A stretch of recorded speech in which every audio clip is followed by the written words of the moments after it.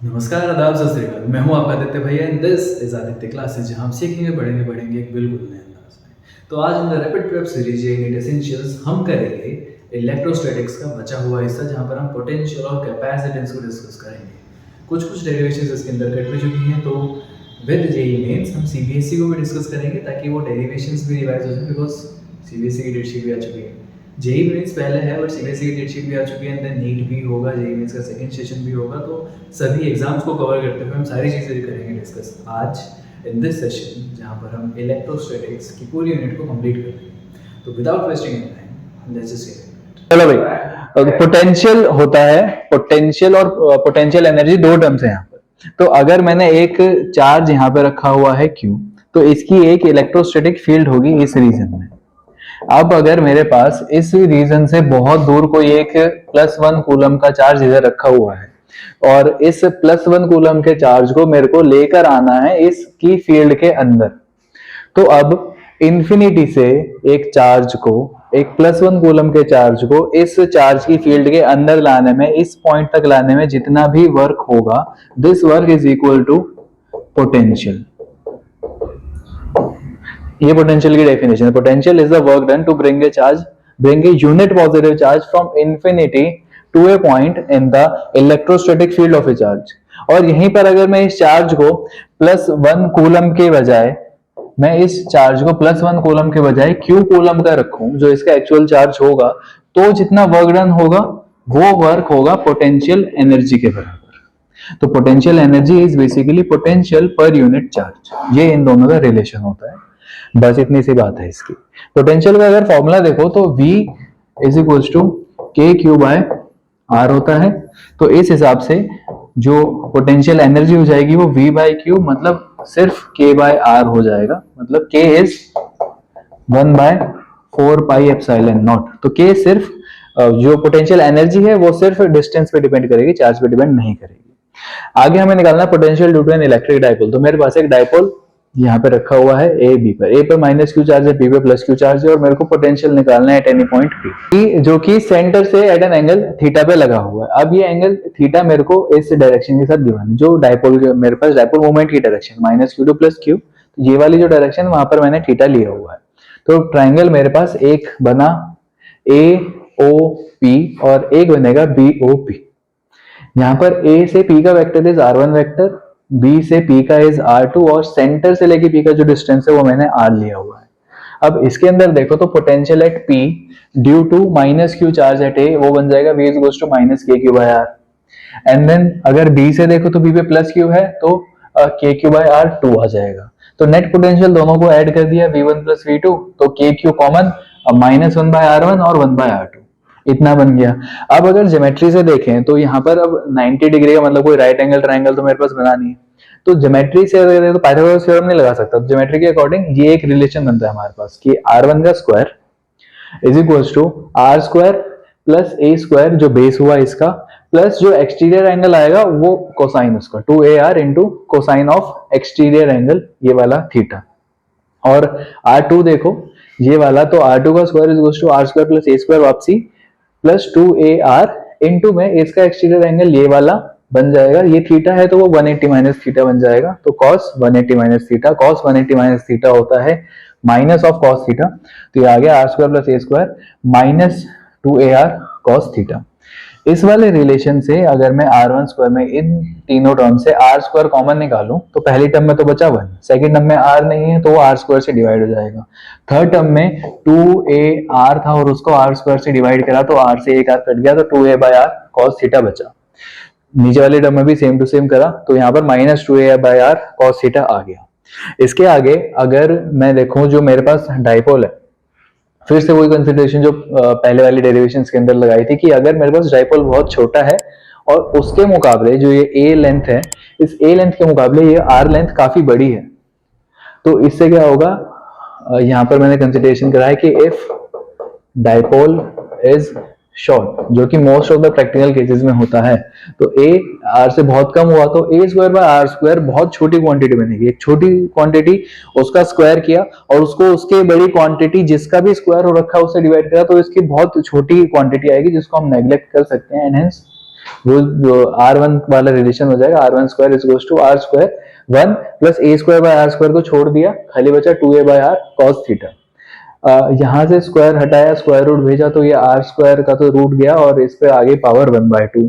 अब जो रिलेशन हमारे पास पहले था ये वाला, इसके अंदर 1/R1 की वैल्यू चाहिए हमें, तो यहाँ से इसको इन्वर्स किया, 1/R1 आ गया 1/R और 1 प्लस 2A बाय R की पावर -1/2। बाइनोमियल एक्सपेंशन अगर इसका करें तो बाइनोमियल एक्सपेंशन क्या होता है, जब पहली टर्म 1 हो और पावर बहुत ज्यादा छोटी हो, तो इसमें क्या होता है, पावर सेकंड टर्म के अंदर मल्टीप्लाई हो जाती है, तो -1/2 मल्टीप्लाई होके आ गया यहाँ पर, तो 1 minus A by R cos theta हो गया। तो बाइनोमियल एक्सपेंशन जब भी हम करते हैं सिर्फ दो कंडीशन चाहिए कि जो पावर है वो 1 से छोटी होनी चाहिए और जो पहली टर्म है वो 1 होनी चाहिए। तो इसमें दोनों कंडीशन आ गई, तो बाइनोमियल एक्सपेंड किया, सेकंड जो पावर है वो सेकंड टर्म में मल्टीप्लाई होगी, ये 2 से 2 कट गया, माइनस का साइन इधर आ गया। सिमिलरली अगर मैं फर्स्ट जो हमारी दूसरी वाली टर्म थी, R2 स्क्वायर वाली ये वाली टर्म थी, इसको भी ऐसे एक्सपेंड करें तो इसको इस वाली टर्म को नेग्लेक्ट करेंगे और जो पावर -1/2 आएगी वो इधर लगाएंगे, तो ये माइनस माइनस प्लस कट जाएगा, 2 से 2 कट गया और 1/R2 is equals to 1/R 1 plus A by R cos theta बन गया। अब ये 1/R2 की वैल्यू, ये 1/R1 की वैल्यू, इस वाले फॉर्मूले के अंदर अगर हम सब्स्टिट्यूट करें तो नेट पोटेंशियल आ जाएगा KQ 1/R, ये पूरी R2 की वैल्यू और ये पूरी R1 की वैल्यू। 1/R इधर भी है, 1/R इधर भी है, दोनों को कॉमन निकालना बाहर किया, 1 plus A by R cos theta, यहाँ पर -1 and minus minus plus A by R cos theta, 1 और 1 ये दोनों भी कैंसिल हो गए, बचा KQ by R into A plus A 2A cos theta by R, R into R का नीचे R स्क्वायर हो गया, Q इंटू 2A वापसी डायपोल मोमेंट बन गया अभी, तो V is equals to K into P into cos theta by R square बन गया। इसको अब पोटेंशियल जो है वो वर्क डन के बराबर है और वो हो गई एक स्केलर क्वांटिटी। तो अगर इसको वेक्टर फॉर्म में लिखा जाए तो V तो स्केलर, K कांस्टेंट है, तो P वेक्टर है, तो P dot R cap divided by R square हो जाएगा। डॉट लगा दिया तो वो cos थीटा को कंपनसेट कर देगा P, और दूसरा वेक्टर हमें चाहिए था वो डिस्टेंस ही है, डिस्प्लेसमेंट वेक्टर, तो P डॉट R कैप हो गया, या फिर K into P vector dot R vector, और पूरा वेक्टर ऊपर लगाया है तो नीचे क्यूब बन जाएगा। ये वाला फॉर्मूला बन जाएगा for potential due to a dipole in vector form. आगे बढ़े तो अगली चीज आती है इक्विपोटेंशियल सरफेसेस। तो इक्विपोटेंशियल सरफेसेस वो वाली सरफेसेस जहां पर जो पोटेंशियल है वो हर एक पॉइंट पे सेम होता है। मतलब अगर मैं एक सरफेस, एक ये सरफेस कहूं, इस पे एक चार्ज यहाँ पे रखा है, एक चार्ज यहाँ पे रखा है, एक चार्ज यहाँ पे रखा, इस चार्ज को मैं इस जगह से इस जगह पे घुमा रहा हूँ, इस चार्ज को इस जगह से इस जगह पे घुमा रहा हूँ और इसको यहाँ से यहाँ पे लेके गया, टोटल वर्क डन अगर मेरा 0 आ रहा है तो ये वाली सरफेस इक्विपोटेंशियल सरफेस। क्यों? क्योंकि इसमें मैंने जितने भी पॉइंट कंसीडर करूं, ये पॉइंट, ये पॉइंट, ये पॉइंट, ये सबका पोटेंशियल बराबर बराबर आएगा। तो इक्वी मतलब इक्वल पोटेंशियल, जहां पर जिस सरफेस पर हर पॉइंट पे पोटेंशियल बराबर होगा वो वाला surface equipotential. And work done to move a charge on an equipotential surface is 0। तो एक प्रॉपर्टी तो हो गई ये कि work done to move a charge on an equipotential surface is always 0। दूसरी प्रॉपर्टी कि जो फील्ड लाइंस होगी are always perpendicular to equipotential surface. ये दो प्रॉपर्टीज होती हैं जरूरी इक्विपोटेंशियल सरफेस की। Next topic is field intensity and potential का रिलेशन। तो field intensity, electric field intensity E is equal to minus dV by dr होता है। R हमारा डिस्प्लेसमेंट या पोजीशन वेक्टर। अगर आप इसी चीज को तीनों डायमेंशंस में अलग अलग लिखो तो ये E x is equal to minus dV by dx हो जाता है। यहीं पे y लिखो तो E along y axis is minus dV by dy होता है, और z एक्सिस पे लिखो तो E z is equal to minus dV by dz हो जाएगा। जब भी हम किसी भी चीज को पर यूनिट लेंथ देखते हैं, यहाँ पर मैंने इसको डिस्टेंस से डिवाइड किया है, लेंथ से डिवाइड किया है, जब भी किसी भी चीज को पर यूनिट लेंथ देखा जाता है तो उसको कहते हैं ग्रेडियंट। तो E is equal to minus of potential gradient होता है। ये इनके इलेक्ट्रिक फील्ड इंटेंसिटी और पोटेंशियल के बीच का रिलेशन होता है। नेक्स्ट चीज इज इलेक्ट्रिक फ्लक्स। तो फ्लक्स होता है number of field lines crossing per unit area per unit time. Per unit area per unit time. तो मतलब एक मेरे पास एक चार्ज रखा हुआ है, इस चार्ज के अराउंड एक इलेक्ट्रिक फील्ड हो गई है, इस चार्ज से फील्ड लाइंस कंटिन्यूसली निकलेंगी। अगर मैं यहाँ पर एक छोटा सा एरिया कंसीडर करूँ, एक छोटी सी लेंथ कंसीडर करूँ, यहाँ से जितनी भी फील्ड लाइंस क्रॉस कर रही हैं per unit area per unit time, तो number of field lines crossing per unit area per unit time, इस जगह से पर यूनिट एरिया मतलब कितना भी एरिया है इसको, बट पर यूनिट एरिया कितनी फील्ड लाइंस क्रॉस कर रही हैं पर सेकेंड, वो होता है फ्लक्स। और फ्लक्स का फॉर्मूला होता है E डॉट डी एस या फिर E D S cos theta. यहाँ पर ये दोनों आर वेक्टर क्वांटिटी। ds इस जगह पर ds होता है एरिया वेक्टर,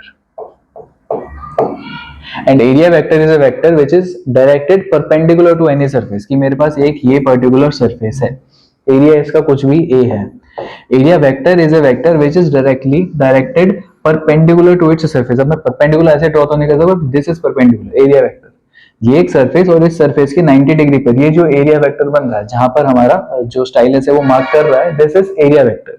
वो वेक्टर जो एक सरफेस के 90 डिग्री पर आउटवर्ड्स 90 डिग्री पर पॉइंट करता है, वो होता है एरिया वेक्टर। तो E dot ds, E electric field intensity, ds area vector, तो E ds cos theta flux का फॉर्मूला होता है। इसी फ्लक्स के लिए एक लॉ आता है which is Gauss law.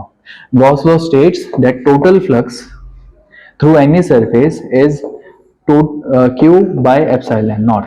Statement देखो तो स्टेटमेंट होती है that total flux through any surface is 1 by epsilon naught times the total charge threading the closed surface. कि एक मेरे पास ये क्लोज्ड सरफेस है, इस सरफेस के अंदर टोटल चार्ज Q है, तो इस सरफेस से जितना भी फ्लक्स आएगा that is Q times epsilon naught। अगर ये एयर के अंदर है तो, अगर ये किसी डाइइलेक्ट्रिक मीडियम के अंदर डाल दिया तो वहां पर epsilon m आएगा, उस मीडियम का आएगा।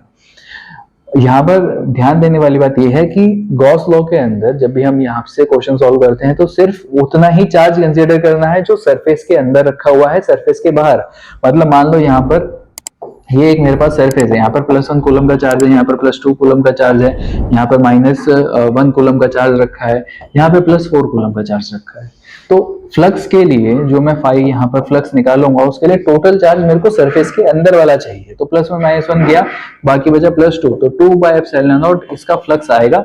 इससे कोई लेना देना नहीं है, बाहर कितना भी चार्ज प्रेजेंट हो उससे हमें कोई लेने देना नहीं है। टोटल जो चार्ज हमें कंसीडर करना है वो सरफेस के अंदर वाला ही कंसीडर करना है।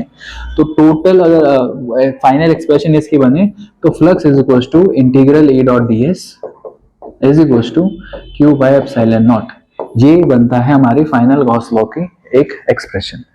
तो गॉस लॉ की 3 एप्लीकेशंस होती हैं। तो अब गॉस लॉ की 3 जो हमारे पास एप्लीकेशन है, 3 एप्लीकेशन होती है। एक तो सबसे पहला तो हमें निकालना है field due to an infinitely straight uniformly charge wire. कि ये मेरे पास एक इनफाइनाइट वायर है जिसके ऊपर यूनिफॉर्म चार्ज है। यूनिफॉर्म चार्ज का मतलब हर जगह पर बराबर बराबर चार्ज आ रहा है, कहीं ज्यादा कहीं कम नहीं। इसके अराउंड मैंने एक इतना सा रीजन कंसीडर किया, एक सिलेंड्रिकल रीजन। अब स्ट्रेट वायर है तो स्ट्रेट वायर है, इस स्ट्रेट वायर के अराउंड जो फील्ड बनेगी वो एक सिलेंड्रिकल रीजन के अंदर बनेगी। तो स्ट्रेट वायर के अराउंड एक सिलेंड्रिकल रीजन, यहाँ पर इलेक्ट्रिक फील्ड एग्जिस्ट करती है।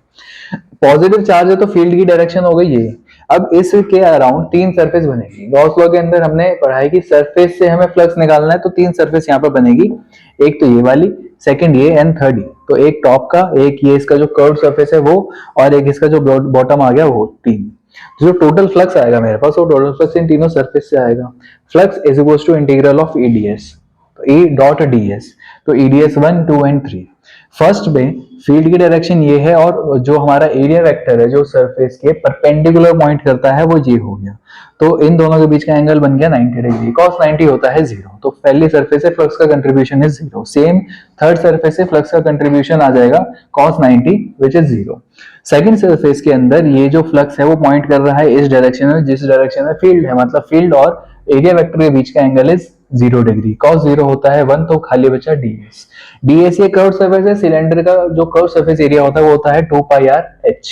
इसकी हाइट ली है h, रेडियस है इसका r, तो E into 2 pi r h आ गया। इतना ध्यान रखना कि जब भी हम गॉस लॉ से कोई भी क्वेश्चन सॉल्व कर रहे हैं तो हमें angle perpendicular to the surface और इलेक्ट्रिक फील्ड का चाहिए, अलोंग द सरफेस और इलेक्ट्रिक फील्ड नहीं चाहिए, परपेंडिकुलर टू द सरफेस लेना है। तो यहाँ पर फ्लक्स आ गया E into 2 pi r h। अब अगर मैं मानूं कि lambda is the linear charge density, straight line में वायर हमने चार्ज लगा रखा, तो if lambda is the linear charge density तो मतलब लैम्डा हो गया charge divided by length, total charge by total length हो गया लीनियर चार्ज डेंसिटी। तो Q यहाँ पर आ गया लैम्डा इंटू एच। अब अगर गॉस लॉ लगाएं तो गॉस लॉ के हिसाब से phi is equals to Q by epsilon naught होता है। तो यहाँ पर phi is equals to 2 pi R H आ गया। Q by epsilon naught, Q की जगह पर यहाँ पर आ गया लैम्डा इंटू एच। तो lambda into H by epsilon naught is equals to 2 pi R H. H और एच यहाँ पर कैंसिल हो जाएगा, तो ई बचा 2 पाई आर डिवाइड हो जाएगा lambda by 2 pi epsilon naught R. ये आ गया electric field due to a infinitely long straight charge wire. Second, अब शीट के लिए निकालें कि एक इनफाइनाइट शीट है, इनफाइनाइट शीट का मतलब ऊपर नीचे कहीं पे भी एक्सटेंड करेगी, तो इलेक्ट्रिक फील्ड इससे दो जगह बनेगी, या तो उधर की तरफ या इधर की तरफ। सिमिलरली सरफेस भी दो हो जाएंगी, एक इधर की सरफेस है एक उधर की सरफेस। तो फ्लक्स निकालें तो फ्लक्स वापसी दोनों सरफेस से बनेगा, integral E dot D S, दोनों की तरफ जो एरिया वेक्टर है वो फील्ड की तरफ ही पॉइंट कर रहा है, तो वो बन गया cos zero cos zero. ds इसका एरिया मैं a मान लेता हूं, तो e a ये बन गया, e a ये बन गया, 2 e a आ गया इसका फ्लक्स। सिग्मा को अगर मैं सरफेस चार्ज डेंसिटी मानूं तो सिग्मा हो गया q total charge divided by total area, and hence q आ गया सिग्मा इनटू a। फिर से गॉस लॉ लगाते हैं तो phi is equals to q by epsilon naught. तो Q की जगह पर लगाया सिग्मा A, फाई की जगह पर आ गया 2EA, A से A कैंसिल हुआ, 2 यहाँ पे डिवाइड किया तो A is equals to sigma by 2 epsilon naught. And lastly एक स्फीयर, तो एक स्फीयर है मेरे पास positive sphere, positively charge sphere. अब इस स्फीयर को आप होलो कंसीडर करो चाहे एक सॉलिड स्फीयर कंसीडर करो। मैं होलो बताता हूँ देन सॉलिड का बताता हूँ। तो होलो कंसीडर किया मैंने इसको तो सिर्फ सरफेस पे इसके चार्ज है, सरफेस पे चार्ज है, तो मेरे को फील्ड निकालनी है। अब इसके अंदर अगर इलेक्ट्रिक फील्ड निकालो इनसाइड तो वो तो जीरो आएगी। किसी भी चार्ज होलो चार्ज कंडक्टर के अंदर अगर सरफेस पे चार्ज है तो सेंटर पे फील्ड जीरो हो जाती है, तो सिर्फ फील्ड आएगी बाहर बाहर। तो बाहर मैंने जो फील्ड कंसीडर करी है उसकी वो स्मॉल आर रेडियस की है, और इस स्फीयर का जो रेडियस है वो कैपिटल आर का है। तो फ्लक्स हो गया E dot D S cos zero degree, cos zero होता है 1, तो फिर से E dot D S, D S मतलब इसका एरिया, और एरिया स्फीयर का होता है 4 पाई आर स्क्वायर। फिर से सिग्मा सरफेस चार्ज डेंसिटी माना तो sigma is equals to Q by A. A इसका, अब यहाँ पर जो एरिया निकालूंगा वो वाला एरिया आएगा स्फीयर का, वो 4 पाई कैपिटल आर का स्क्वायर। और यहाँ पर जो एरिया निकाल रहा था मैं वो था फील्ड का, तो वो था फील्ड का रेडियस स्मॉल आर का स्क्वायर। फिर इसको सब्स्टिट्यूट करा तो गॉस लॉ लगाया तो फाई, फाई की जगह पर आ गया a into 4 pi small R का स्क्वायर। क्यू, क्यू की जगह पर आ गया यहाँ से q is equals to sigma into 4 pi capital R square. वो सब्स्टिट्यूट करा तो 4 पाई से 4 पाई कट गया, बचा सिग्मा कैपिटल आर का square by epsilon naught small R का स्क्वायर। इसके लिए अगर कर्व देखो तो कर्व बनेगा इनसाइड तक जीरो है, जहां पर हम सरफेस तक देखते हैं electric field with distance for hollow sphere. तो मैक्सिमम तो सरफेस पे ही बनेगी, सरफेस से जस्ट बाहर आर तक जीरो है, एंड देन उसके आगे फिर इनवर्सली प्रोपोर्शनल टू स्क्वायर है, E is inversely proportional to square है। तो यहाँ पर E is inversely proportional to R square आएगा, इसके अकॉर्डिंग ये वाला कर्व बनेगा। अगर यहाँ पर सॉलिड स्फीयर लो तो सॉलिड स्फीयर में क्या होगा, यहाँ पर भी अंदर भी हर जगह पर चार्ज प्रेजेंट है। तो अगर मैं एक सॉलिड स्फीयर लेता हूँ, सॉलिड स्फीयर के अंदर इफ आई कंसीडर फील्ड, ये एक सॉलिड स्फीयर हो गया। सॉलिड स्फीयर के अंदर मैं यहाँ पर इस जगह पर फील्ड कंसीडर कर रहा हूँ, मेरे को यहाँ पर फील्ड निकालनी है इस जगह पर। तो अगर मैं फील्ड इस स्फीयर के लिए निकाल रहा हूं तो इसके जो फील्ड में जो चार्ज कंसीडर करूंगा वो इसके अंदर का कंसीडर करूंगा, यहाँ का। गॉस लॉ में यही कहा था ना कि जो हमें चार्ज चाहिए वो चार्ज उस सरफेस के अंदर वाला ही चार्ज कंसीडर करना है। तो सरफेस के अंदर चार्ज जितना आया तो फील्ड निकालूंगा, मैं फील्ड इसके बाहर वाली निकालूंगा।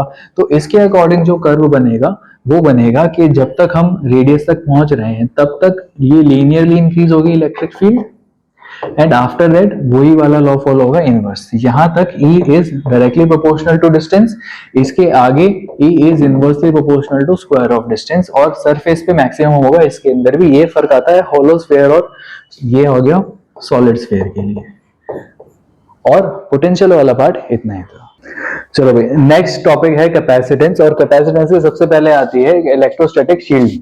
इलेक्ट्रोस्टैटिक शील्डिंग का मतलब होता है जहां पर हम चार्जेस को शील्ड कर रहे हैं। तो चार्ज का शील्ड करने का मतलब बेसिकली होता है जैसे कि आप एक गाड़ी के अंदर हो और गाड़ी के अंदर हैं आप और बाहर से बिजली चमके, तो लाइटनिंग से क्या होगा, लाइटनिंग से आपका जो ऊपर पूरा जो कार मेटल की है पूरी बॉडी उसकी चार्ज हो जाएगी, पूरी बॉडी पे चार्ज आ जाएगा।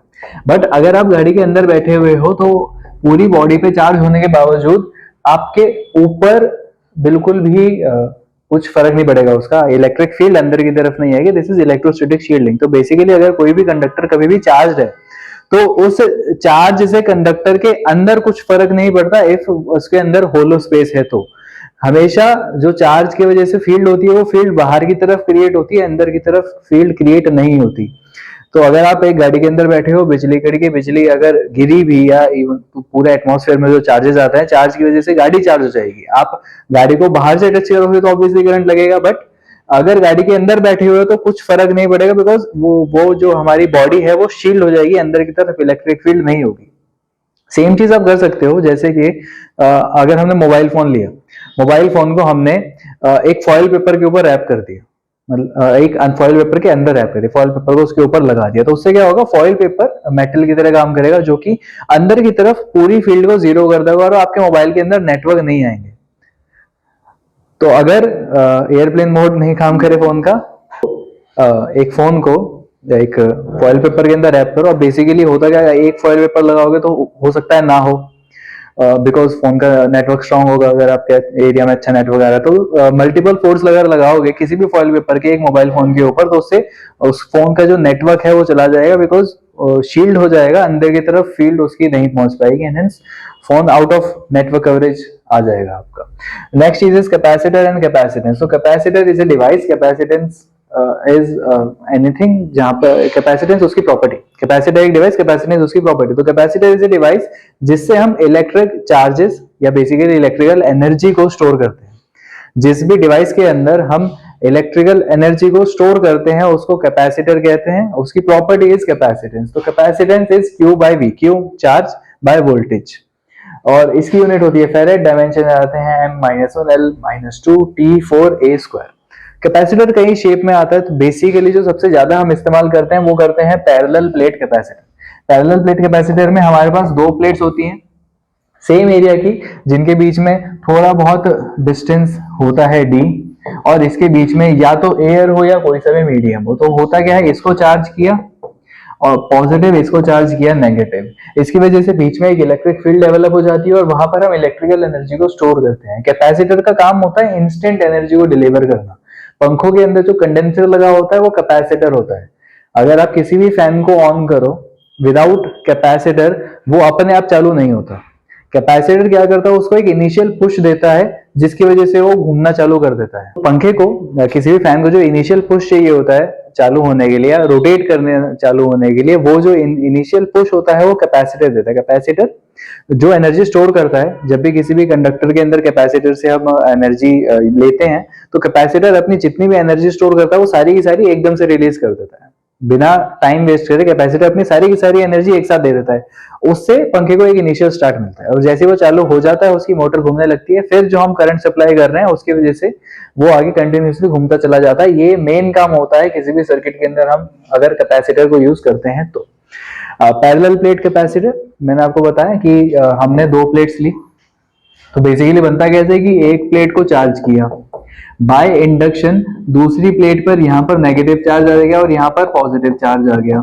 अगर मैं ये वाला हिस्सा ग्राउंड कर दूं, ये वाला सारा चार्ज चला जाएगा, तो इधर बचेगा खाली नेगेटिव चार्ज और ऐसे एक पैरेलल प्लेट कैपेसिटर बन जाता है। इसके बीच में हम कोई सा भी मीडियम रख सकते हैं, यहाँ पर चाहे एयर रख दो, चाहे कोई एक डाई इलेक्ट्रिक डिवाइस या कोई भी एक मीडियम इंसर्ट कर दो, कुछ भी कर सकते हैं उसके। अब अगर आप यहाँ पर एयर की बजाय कोई डाइलेक्ट्रिक डालो तो उससे उसकी कैपेसिटेंस इंक्रीज हो जाती है, उसकी जो एनर्जी स्टोर करने की क्षमता है वो बढ़ जाएगी। ये हम आगे देखेंगे कैसे बढ़ती है। तो एक पैरेलल प्लेट कैपेसिटर के लिए C capacitance is epsilon naught A by D, where A is the area of plates and D is the distance between the plates.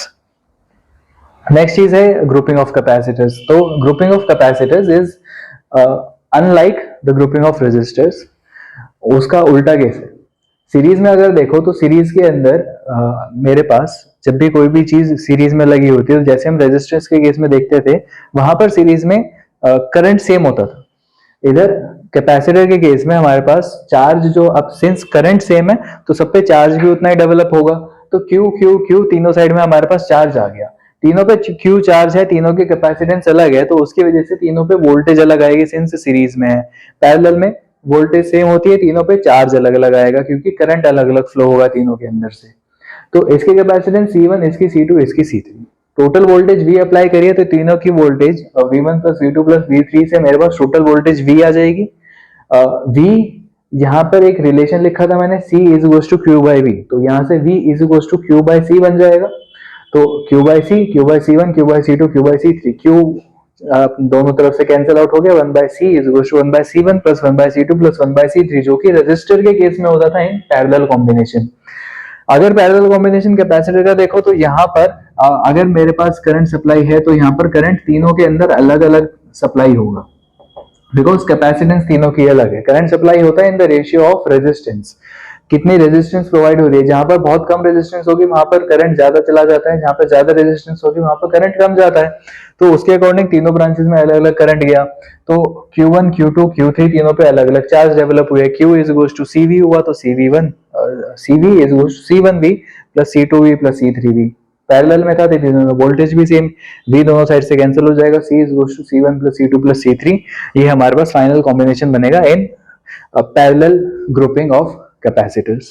Energy store देखो तो एनर्जी स्टोर की जो डेरिवेशन थी वो CBSE में cut चुकी है, नीट और जेई के लिए वैसी करने की जरूरत नहीं होती, तो सीधा सीधा formula U energy stored is half CV square, C V की जगह पर Q बाय C सब्सटीट्यूट करो तो उससे बन जाएगा Q स्क्वायर बाय 2C, और यहीं पर C की जगह पर Q बाय V ला लो तो वहां से हाफ QV बन जाएगा। ये तीन फॉर्मूले आते हैं for energy stored in a parallel plate capacitor या फिर किसी भी कैपेसिटर के अंदर।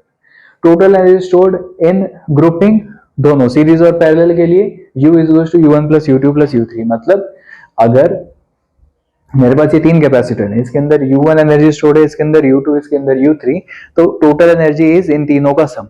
ऐसे ही पैरेलल में भी इसकी U1, इसकी U2, इसकी U3 है, तो टोटल एनर्जी इज तीनों का सम। इस चीज से फर्क नहीं पड़ता कि कॉम्बिनेशन सीरीज का या पैरेलल का, टोटल एनर्जी इज जितने भी कैपेसिटर दे रखे हैं उन सबकी एनर्जी को प्लस कर दो। एनर्जी डेंसिटी का मतलब होता है total energy divided by total volume, मतलब पर यूनिट वॉल्यूम कितनी एनर्जी इस कैपेसिटर के अंदर हमने स्टोर करके रखी हुई है, तो उसका फॉर्मूला होता है half epsilon naught E square. E is the electric field inside the capacitor, epsilon naught is permittivity of free space। अगर हमने डाइलेक्ट्रिक के अंदर एक कैपेसिटर के अंदर एक डाइलेक्ट्रिक इंसर्ट किया हुआ है तो वहां पर एप्सिलॉन नॉट की जगह पर एप्सिलॉन m आ जाएगा, मतलब परमिटिविटी ऑफ द डाइलेक्ट्रिक। इसके डायमेंशन एनर्जी के डायमेंशन डिवाइडेड बाय वॉल्यूम के डायमेंशन ml-1 t-2 बन जाएगा। Then common potential, common potential होता है कि अगर मेरे पास एक कैपेसिटर है charge to voltage V1 and having capacitance C1, एक कैपेसिटर है having capacitance C2 end voltage V2, मैंने इन दोनों को कनेक्ट किया। अब कभी भी दो चार्ज चीजों को अगर मैं कनेक्ट करता हूं तो उसके अंदर करंट चार्ज का ट्रांसफर होता है।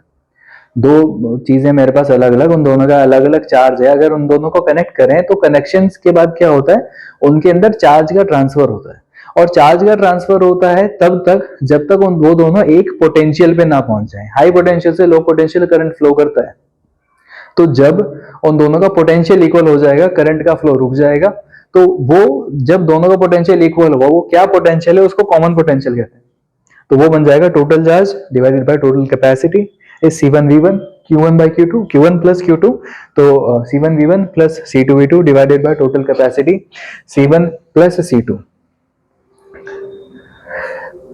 डाइलेक्ट्रिक कांस्टेंट, तो डाइलेक्ट्रिक और डाइलेक्ट्रिक कांस्टेंट हमने पहले भी पढ़ा था, जो मैंने पहले आपको बताया था। डाइलेक्ट्रिक इज कोई भी insulator which is capable of taking charge to its surface and the capability to take the charge to its surface is dielectric constant, मतलब बेसिकली एक डाइलेक्ट्रिक की स्ट्रेंथ कि वो अपनी सरफेस पे चार्ज लेकर आ सके इज डाइलेक्ट्रिक कांस्टेंट। तो डाइलेक्ट्रिक कांस्टेंट को हम रिलेटिव इलेक्ट्रिकल परमिटिविटी भी कहते हैं, और रिलेटिव का मतलब हम किसी भी एक मीडियम की परमिटिविटी देख रहे हैं with respect to free space, तो epsilon m by epsilon naught हो जाता है।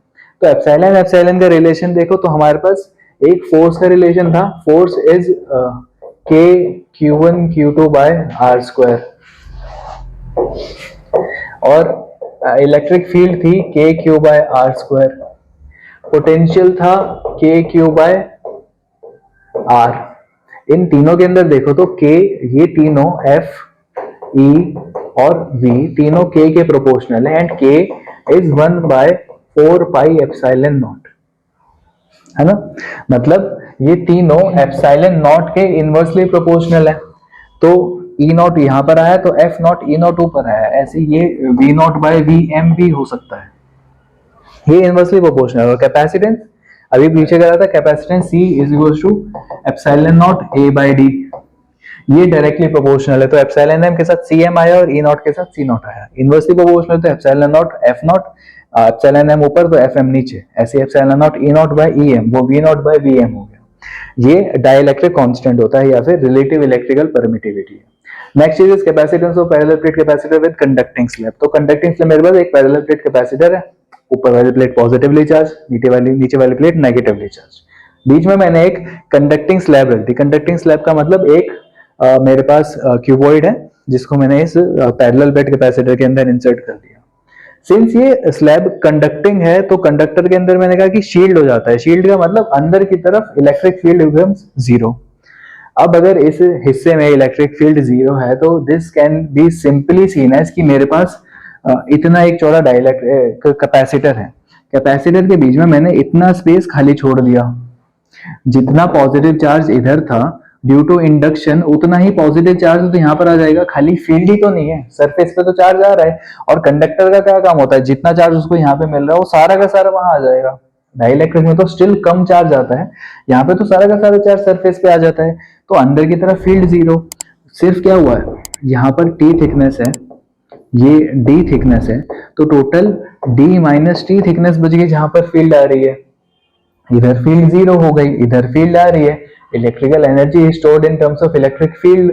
तो जितने रीजन में फील्ड है मेरे को तो खाली उतना देखना है, तो खाली मेरे पास जो देखने लायक हिस्सा है वो डी माइनस टी रीजन का है।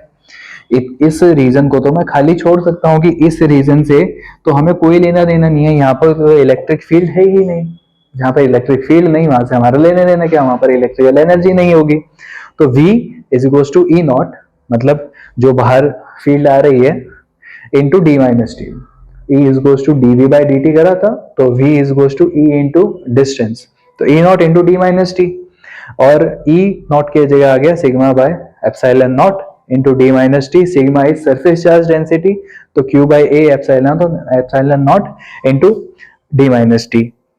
तो C होता है Q बाई V के बराबर, तो यहां से लगाए तो Q और V की एक्सप्रेशन ये लगा दी Q by epsilon naught A, ये जो निकाली यहाँ पर V is equal to Q by epsilon naught A into D minus T. तो Q into D minus T नीचे, एप्सिलॉन नॉट A ऊपर, Q से Q यहाँ पर ये कैंसिल हो गया, बचा epsilon naught A D minus T. इसको अगर इनिशियल जो हमारी कैपेसिटेंस थी उसके टर्म्स में लिखें तो यहाँ से D कॉमन निकाला, epsilon naught A by D, वो आ गया हमारा initial capacitance divided by 1 minus T by D. Obviously दिख रहा है यहाँ से कि C से C नॉट से ज्यादा हो जाएगा C, मतलब अगर मैंने एक स्लैब, कंडक्टिंग स्लैब एक पैरेलल प्लेट कैपेसिटर में लगाया तो उससे इसकी जो कैपेसिटी है या कैपेसिटेंस है वो इंक्रीज हो जाएगा।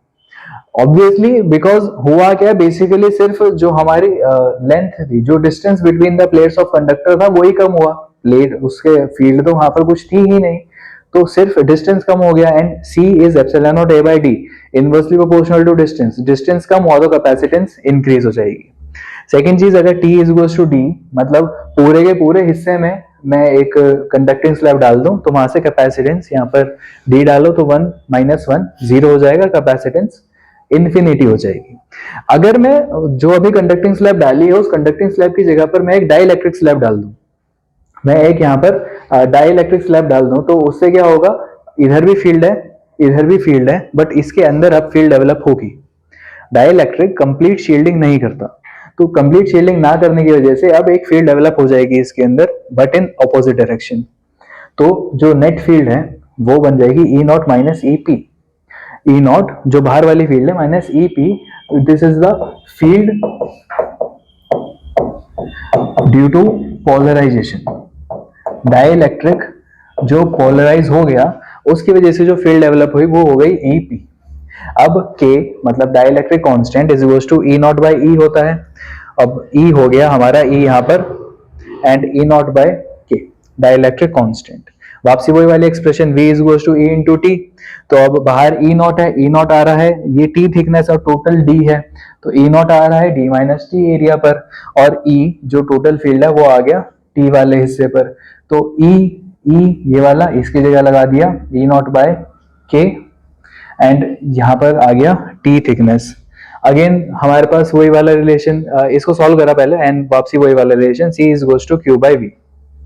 इसमें क्या करा, इधर से E नॉट और E नॉट दोनों साइड से कॉमन लिया, E नॉट कॉमन लिया D minus T plus T by K, और वापसी E नॉट की जगह पर sigma by epsilon naught, sigma की जगह पर Q बाई A, और ये एक फाइनल एक्सप्रेशन आ गई V के लिए।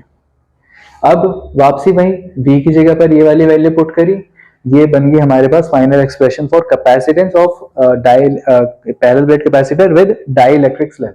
मतलब जब मैंने एक पैरेलल प्लेट कैपेसिटर के बीच में डाइलेक्ट्रिक स्लैब डाल दी, इससे भी अगर आप देखो तो कैपेसिटेंस नेचुरली ही इंक्रीज कर रही है।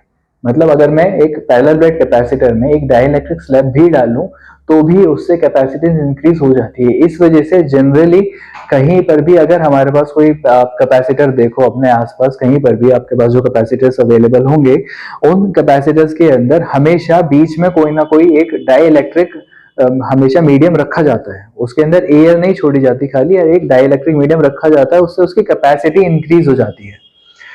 तो कैपेसिटी कैसे, अगर T is equal to D मतलब पूरा का पूरा एरिया मैं डाइलेक्ट्रिक से कवर कर दूं, तो यहाँ पर T की जगह D डाल दो तो फाइनल आंसर आएगा C is equal to K into C not.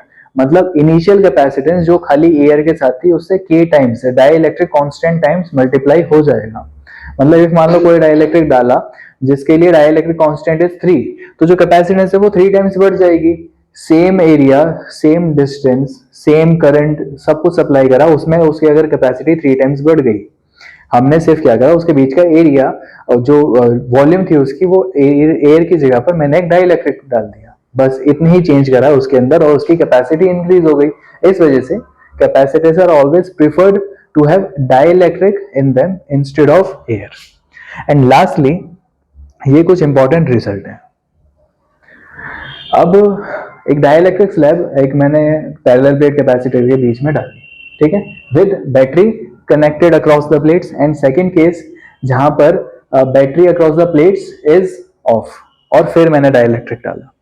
पहले क्या था, एक कैपेसिटर पैरेलल प्लेट कैपेसिटर उसके साथ बैटरी लगी हुई है और मैंने उसके अंदर एक डाइलेक्ट्रिक डाल दिया, तो उससे क्या होगा, पोटेंशियल सेम टू सेम रहेगी, उसकी कैपेसिटी इंक्रीज हो जाएगी डाइलेक्ट्रिक कांस्टेंट के टाइम्स, उसके अंदर जो इलेक्ट्रिक फील्ड है वो कम हो जाएगी, उसका जो चार्ज है वो बढ़ जाएगा और उसकी जो एनर्जी है वो बढ़ जाएगी।